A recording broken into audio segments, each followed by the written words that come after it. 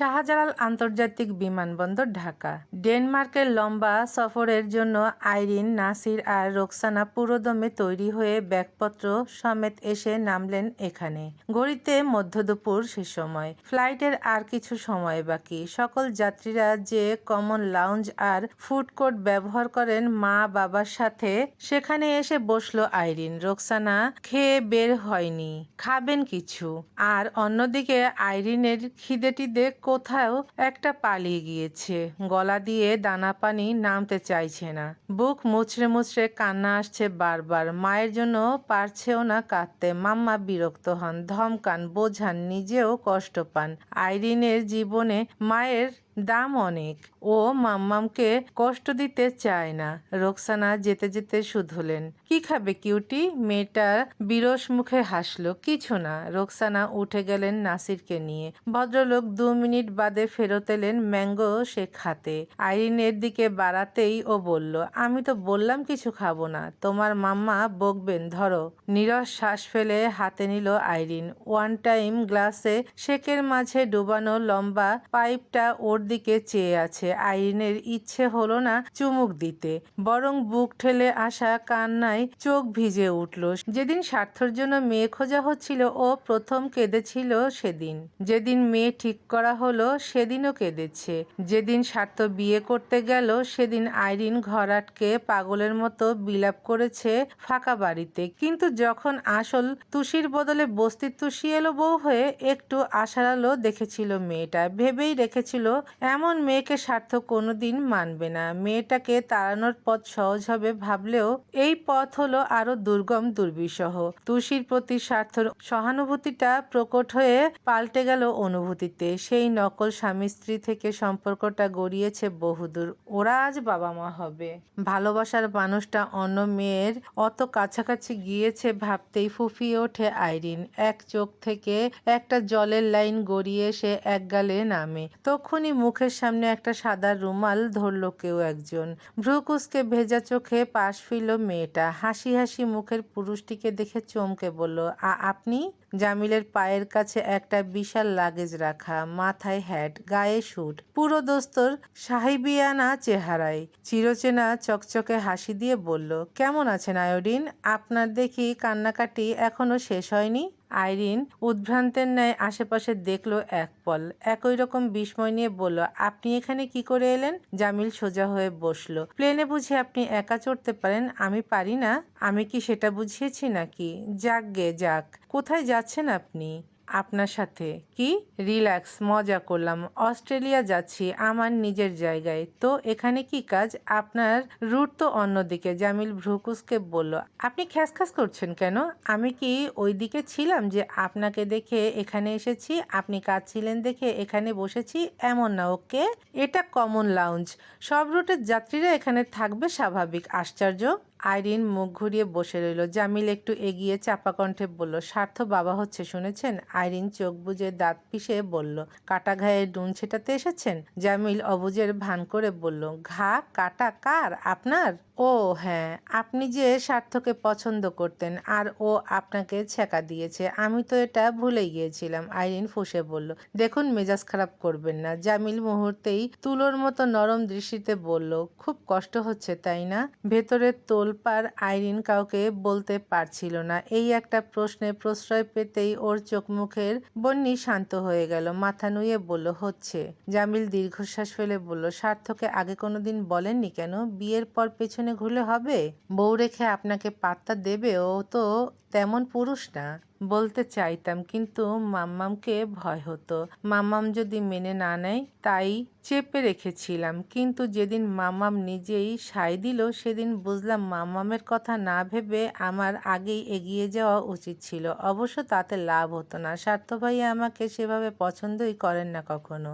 আইরিন দুঃখের কথা বলছিল নিচের দিকে উদাস চোখে চেয়ে, অথচ যাকে বলছিল সেই ছেলেটা আলগোছে ওর হাত থেকে ম্যাঙ্গো শেকের বোতলটা নিয়ে চুমুক দিল পাইপে, মাথা নেড়ে বলল, সো স্যাড।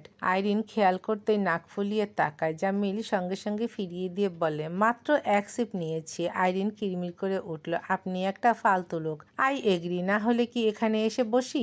আইরিনের ঝগড়ার মন নেই। পোড়া শ্বাস ফেললো, হঠাৎ করে বলল, আচ্ছা আপনি একটা কথা বলবেন আমাকে? কি কথা? আমি দেখতে সুন্দর নই? জামিল চোখ পিটপিট করে খুব ভালো করে আইরিনের দিকে চাইলো, যেন যাচাই করছে ও সুন্দর কিনা। মুখটা ফ্যাকাশে ফর্সা, গালের ত্বক চকচকে গ্লাসের মতো, চোখ ঠোঁট নাক ভালোই তো। বলল, হ্যাঁ ঠিকঠাক। তাহলে স্বার্থ ভাই আমাকে কেন পছন্দ করলেন না? প্রশ্নটা করতে গিয়ে আইরিনের স্বর বুঝে আসে, চোখ টলমলো করলো ফের। জামিলের সহজ চেহারা অন্ধকার হয়ে গেল এবার। ফোঁস করে শ্বাস ফেলল সে, একটু চুপ থেকে বলল, আপনি একটা গান জানেন, শুনেছেন? আইরিন নাক কুচকালো। এই সময় গানের কথা কে বলে? লোকটা কি জুৎসই সান্ত্বনা দিতেও শেখেনি? জামিল তক্ষুনি প্লাস্টিকের বোতলে আঙ্গুলের টোকা দিয়ে তাল দিতে দিতে গুনগুন করলো, কার চোখে চোখ রেখে যে কে কাকে চেয়ে দেখেছে, সেই কথা কেউ তো জানে না। কার মনে মন রেখে যে কে কাকে মন দিয়েছে, সেই কথা কেউ তো জানে না। মনই জানে যে কার নাম মনেতে লেখা আছে, কেউ তা জানে না। আইরিন বুঝতে পারল, কিন্তু বলল অনীহা নিয়ে, আমি বাংলা গান শুনি না, ভেরি ব্যাড। নিজের সংস্কৃতি ভুললে হবে না, এসব মনে রাখতে হবে। এখন বিদেশে সেটেল হতে যাচ্ছেন, কিন্তু মায়ের মতো পাঙ্কু হবেন না যেন। আইরিন চোখ প্রকট করে বলল, কি বললেন আমার মাকে?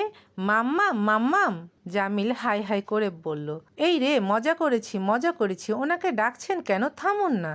রোকসানা ব্যস্ত ছিলেন, কোলাহলে শুনতে পাননি। আইরিন শান্ত হলো, পরপর বলল, আচ্ছা আপনি যে সেদিন বললেন আমরা এক, কিভাবে এক? আপনাকে কে ছ্যাঁকা দিল?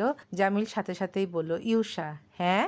বিস্মিত হলেও পরক্ষণে হেসে ফেলল আইরিন। ভালো হয়েছে। কোথায় অয়ন ভাই আর কোথায় আপনি ডিস্কো ইঞ্জিনিয়ার? জামিল মুখটা থমথমে করে বলল, ইঞ্জিনিয়ারিং নিয়ে কথা বলবেন না। বললে কি করবেন? রোকসানা তক্ষুনি এসে দাঁড়ালেন, নাগেটস, জুস আর পপকর্ন এনেছেন। ওকে দেখেই বললেন, আরে জামিল তুমি এখানে? শিষ্টতা দেখাতে বসা থেকে উঠে দাঁড়ালো জামিল। আন্টি কেমন আছেন? ও মাই গড, আপনাকে কি সুন্দর লাগছে। কি যে বলো, তোমার চোখে বেশিই মনে হয়। না আন্টি, আপনি আসলেই বিউটি কুইন বর্ষা। যাকগে, হ্যালো আঙ্কেল। হাতটা বাড়াতেই হ্যান্ডশেক করলেন নাসির। কথাবার্তা চলার মাঝে ফ্লাইটের অ্যানাউন্সমেন্ট শোনা গেল। জামিল লাগেজটা হাতে নিয়ে বলল, আসি তাহলে, আবার দেখা হবে। এসো বাবা, সময় পেলে ডেনমার্ক ঘুরে যেও। জি আন্টি। মিস আয়োডিন, আল্লাহ হাফেজ, আপনার সফর সুন্দর হোক। আইরিন একটা ভেঙচি কেটে মুখ ফিরিয়ে নিল। জামিল চলে গেল লাগেজ টেনে। রোকসানা নাসির বসে খেতে খেতে কথায় ব্যস্ত হলেন। আইরিনের হঠাৎ খেয়াল পড়ল জামিলের রুমাল ওর কোলের ওপর পড়ে আছে। অমনি ওটা হাতে তুলেই ছুটল। রোকসানা শুধালেন, কোথায় যাচ্ছ?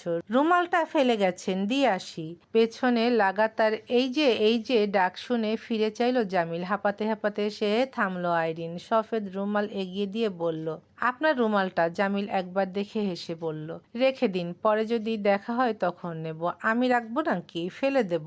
আপনার সাথে আমার আর দেখা করার কোনো ইচ্ছে নেই, কিন্তু আমার আছে। আপনাকে দেখলে আমার খুব ভালো লাগে, একটা শান্তি শান্তি ফিল পাই। আইরিন তাজ্জব হলো ভারী, চোখ ঝাপটে বলল, কিরকম? একটা কথা ভাবি, ভেবেই খুব আনন্দ লাগে। কি কথা? জামিল মিটিমিটি হাসলো, তারপর দুম করে বলল, ভাবি যে এই দুনিয়ায় আমার চেয়েও বড় ছ্যাঁকাখোর আছে। আইরিন স্তব্ধ, বিস্মিত। রেগেমেগে কিছু একটা বলার আগেই জামিল বাচ্চাদের মতো ঝড়ের গতিতে ছুটে গেল। অমন ব্যস্ত গতিতেই চেঁচিয়ে বলল, রুমাল রেখে দিন আয়োডিন, যদি কখনো দেখা হয়ে যায় সত্যি কিন্তু চেয়ে নেব, দাবি ছাড়বো না। আইরিন রাগের রুমালটা ওর গায়ে ছুঁড়ে মারল, কিন্তু ওই হালকা কাপড় তো জামিলকে ছুঁতে পারল না। সে তখন বহুদূর, এক হাত দূরত্বেই উড়ে গিয়ে মেঝের ওপর পড়ল। আইরিন ফিরে আসতে নাই, এক কদম এগোতে গিয়েও কি ভেবে থামে, ফিরে চায় পড়ে থাকা রুমালের দিকে, তারপর ঠোঁট টিপে এগিয়ে যায়। এক অপছন্দ মানুষের দিয়ে যাওয়া রুমালটাকে ব্যাগের চেইন খুলে ভেতরে ভরে রাখে। কখনো কি ওদের আদৌ দেখা হবে? পকেটের ভেতর মুঠোফোন বাজতেই মোটর বাইক ব্যস্ত রাস্তার এক সাইডে নিয়ে থামালো সার্থ। স্ক্রিনে তুষির কল। ধরতেই মেয়েটা ভীষণ উদ্বেগ নিয়ে বলল, হ্যালো, আপনি কোথায়? এই তো জামিলকে পৌঁছে দিয়ে এলাম। কেন, কিছু লাগবে? তুষির স্বর মুহূর্তেই বাচ্চার মতো শোনালো, লাগবে তো, আমার অনেক জাম মাখা খেতে ইচ্ছে করছে, ঝাল ঝাল। এসব আমি কোথায় পাবো? তা তো আমি জানি না। আব্বাসকে বলো বাজার থেকে এনে দেবে। মা বারণ করে দিয়েছে, বলেছে এই সময় ঝাল খেতে নেই। আপনি নিয়ে আসুন না। খেতে নেই তাহলে আমি কেন আনবো? কারণ আপনি আমাকে ভালোবাসেন। ব্ল্যাকমেল করছো? এই সময় ঝাল সত্যিই খেতে নেই। আমি খাবো, আমার কিছু ভালো লাগছে না মুখে। আপনি নিয়ে আসুন। আপনি আনলে বাড়িতে আর কেউ কিছু বলবে না। জেদ করো না, তুষি চটে বলল। আচ্ছা, খেতে চাইছি সেটা জেদ হয়ে গেল? হ্যাঁ, এখন তো সবাই এসবই বলবে। ঠিক আছে, খাবোই না। মুখের ওপর লাইনটা কেটে দিল। সার্থ অবাক হলো একটু। তুষি এরকম রাগ দেখায় না, এভাবে ওর সাথে কথাও বলে না। Mood swing. হ্যাঁ, ডাক্তার বলেছিলেন এখন এরকম হবে।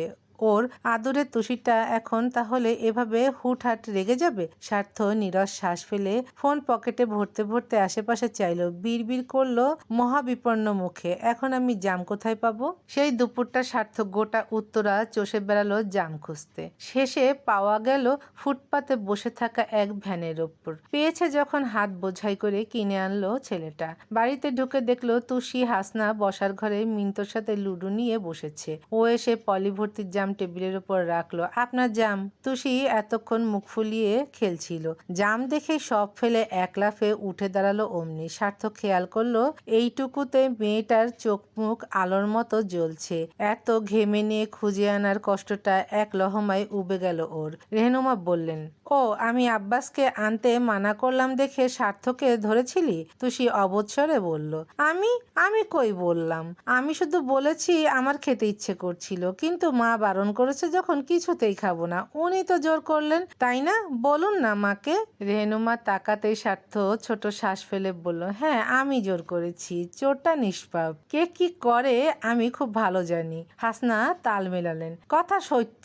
এই সেরি মেলা চালু, নাজ্জামাইরে ভালো মানুষ পাইয়া ভাঙতাছে। তুষি এখন আর কথা গায়ে মাখলো না। ওর সব মনোযোগ জামের দিকে। সব দাঁত দেখিয়ে শুধালো, মা আমি তাহলে মাখাই? আমি ঝাল কম দিয়ে বানিয়ে দিচ্ছি, দে। না আমি বানাবো, তুমি যাও। মিন্তো তুমি আর দাদি খেলো, আমি পরে আসবো, ওকে?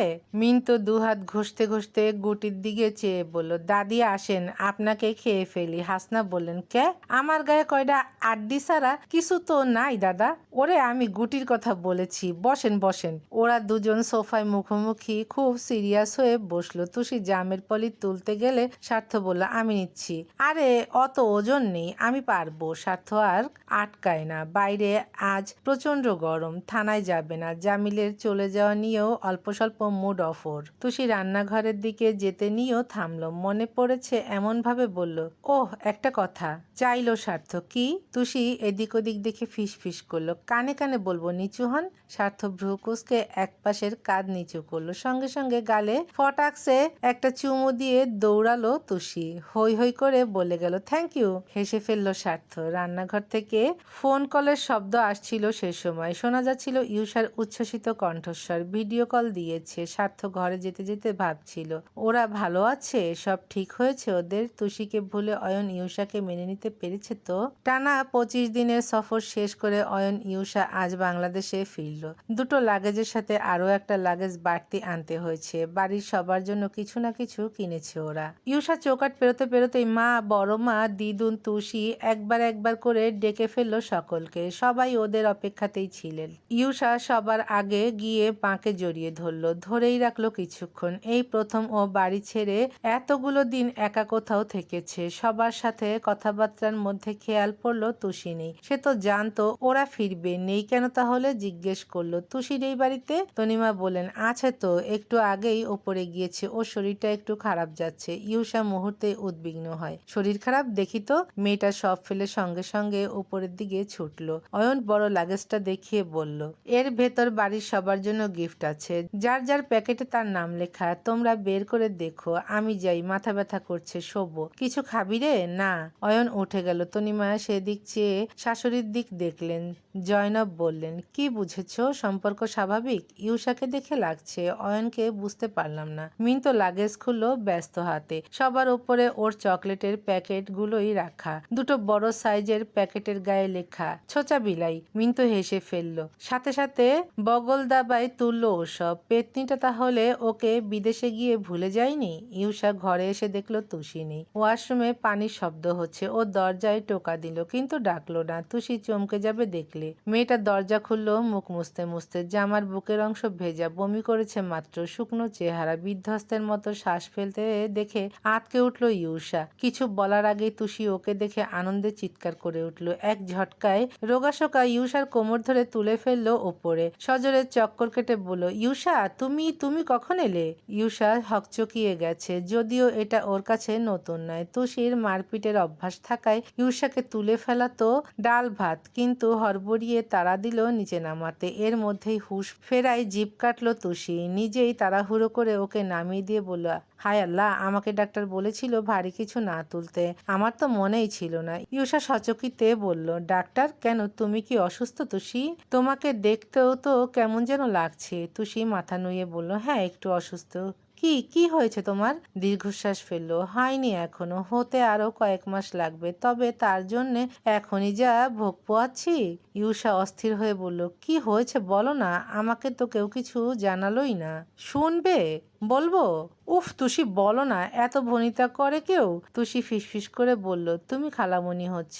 ইউষা বেখেয়ালে মাথা নাড়ল। পরপরই চটক কাটার মতো শক্ত হলো মুখটা। স্তম্ভিত সুরে বলল, কি? মুচকি হেসে ঘাড় নাড়ালো তুষি। তুরন্ত দুই হাতে মেয়েটাকে জাপটে ধরল ইউষা। আল্লাহ, সত্যি? আমার তো বিশ্বাসই হচ্ছে না। কবে জানলে? আমাকে বলনি কেন? মা, বড় মা কেউই বলেনি। সামনাসামনি বলবো দেখে মানা করেছিলাম। ইউষা, আমার মেয়ে হলে তোমার আর আমার নামের সাথে মিলিয়ে রাখবো, ঠিক আছে? মেয়ে হবে বলেছে? না, কিন্তু আমি জানি মেয়েই হবে। আমার সাথে নাম মিলিয়ে রাখলে ভাইয়া হিংসে করবে না? না, একটা নাম আমাদের আর একটা নাম ওনার, তাহলেই তো হবে। ইউষা আপ্লুত হয়ে বলল, তুষি, ও কার মতো হবে? আমার মতো না তোমার মতো, নাকি ভাইয়ার মতো? কতদিন পর একটা বাবু আসবে বাড়িতে। খুশিতে আমার হাত পা কাঁপছে দেখো। ইউষা দুহাত বাড়িয়ে দেখায়। সত্যি ওর আঙ্গুলগুলো থরথর করছিল। হঠাৎ দরজায় দাঁড়িয়ে ডাকলো কেউ, ইউষা। দুজন একযোগে ফিরল। অয়নকে দেখেই তুষির হাসিটা কমে আসতে চায়। ও তাও ধরে রাখলো। নিজেই বলল, কেমন আছেন অয়ন ভাইয়া? ভেতরে আসুন। অয়ন শুধু দুটো শব্দ বলল, ভালো। ইউষা শোনো। ইউষা চপল পায়ে এগিয়ে এলো। নিজেই লাফিয়ে চড়িয়ে বলল, অয়ন জানো তুষি ইজ এক্সপেক্টিং। অয়ন ইউষার মাথার ওপর থেকে ঠান্ডা চোখ দুটো তুলে তুষির দিকে চাইলো। এবার তার চেয়েও নির্লিপ্ত হেসে বলল, কংগ্রাচুলেশনস তুষি। তুষির ঠোঁটের হাসি সরল না, মাথা নেড়ে বলল, ধন্যবাদ। তারপর অয়ন ইউষার দিকে চেয়ে বলল, ঘরে এসো। তুমি যাও, আমি একটু পরেই আসছি। অয়ন চলে যায়, ভেতরে ঢোকে না। তুষি ভীষণ আশ্চর্য হয়। তবে ইউষাকে অয়ন ভাই তুমি করে বলছেন? ইউষাও তো নাম ধরে ডাকলো। তার মানে ওদের মধ্যে? তুষির বুকটা জোয়ারের মতো ফেপে উঠল খুশিতে। ইউষা ওদিক থেকে হেঁটে কাছে আসতেই প্রফুল্ল হয়ে বলল, আমি ভীষণ খুশি হয়েছি। কি জন্য? তোমার আর অয়ন ভাইয়ের সব ঠিক হয়ে গেছে না? হানিমুন কেমন কাটলো? আমাকে তো হাসপাতালে যেতে হয়েছিল, তুমি ঠিক ছিলে? ইউষা হেসে ফেলল। পরপরই সেই হাসিটা কমে এলো নিয়নের মতো। দীর্ঘশ্বাস ফেলে বলল, এখনো কিছু হয়নি। তুষি অবাক হয়ে বলল, এখনো না? আচ্ছা থাক, আস্তে ধীরে। এক ভাই দেখেছো, বিয়ে হতে না হতেই আমাকে মা বানিয়ে দিল। এখন যদি তুমিও মা হও, আমরা কার বাচ্চা কে পেলে দেব?